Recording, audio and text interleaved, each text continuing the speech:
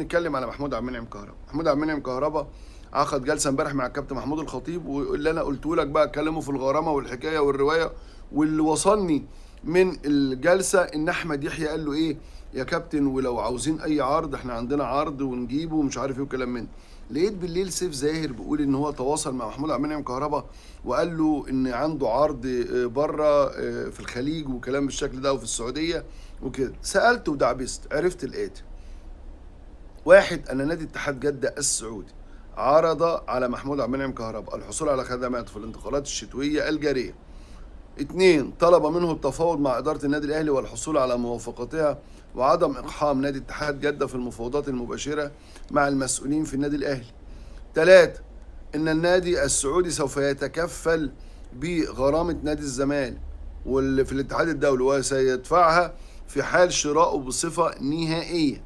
أربعة، أن التعاقد مع محمود عبد المنعم كهربا واتحاد جدة يأتي تلبية لرغبة جماهير النمر أو النمور او ده لقب اتحاد جده يعني، اللي بتعشق محمود عبد المنعم كهربا وشافت مستواه في مباراه الاهلي واتحاد جده، وان هيبقى في غربله في لاعبي اتحاد جده الاجانب. خمسه، ان محمود عبد المنعم كهربا شخصيا يضع الامر بين يدي كابتن محمود الخطيب واتخاذ ما يراه، مش اي حد تاني. قال لك كابتن بيبو، خالد بيبو راح معاهم للكابتن بيبو الكبير محمود الخطيب وقعدوا مع بعض واتفقوا على هذا الامر. وتم الاستقرار على رفض هذا العرض وتحمل النادي الاهلي باقي قيمة غرامة وقدرها 17 مليون ونص جنيه.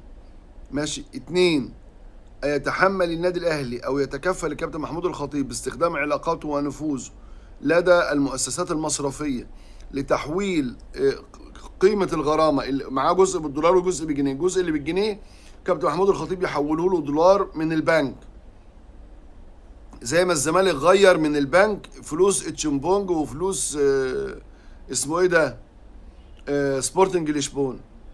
قال لك عادي يعني، عادي، هيجيب منين يعني؟ هيروحوا يشتروا من السوق السوداء؟ اما الدوله بتحرم التعامل في السوق السوداء، فقال لك نتعامل مع البنك ونغير وحاجات بالشكل ده. ماشي. فده موضوع محمود عبد المنعم كهربا من اي تو زد. انفردنا امبارح معاك بالقعده. محمود عبد المنعم كهربا عاوز يصفي ذهنه تماما من موضوع غرامه نادي الزمالك، يخشى ويتخوف هو ووكيله احمد يحيى من وجود اي تعويم تاني للجنيه، فيبقى الدولار راح في حته تانيه والغرامه سيتم مضاعفتها عليه بالجنيه. وهو يعني كل اللي بياخده ايه 12 مليون جنيه من النادي الاهلي مش رقم، وكل الفلوس اللي خدها عمال يحطها في الغرامه. لسه لحد دلوقتي ما حطش قرش في جيبه من النادي الاهلي للامانه يعني. فبالتالي كان عاوز يحل الازمه. كابتن محمود الخطيب ريح الدنيا بحالها، ريح الدنيا بحالها. كهربا احنا عاوزينك، احنا متمسكين بيك، مش هنسيبك، انت مكمل معانا.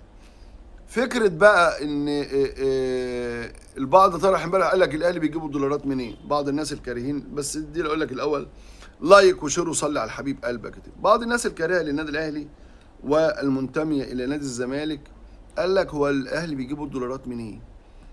طب ما تسال نفسك، هو الزمالك بيجيبوا الدولارات منين؟ كله بيجيبها من البنك، بيجيبها منين يعني؟ هيجيبها منين يعني؟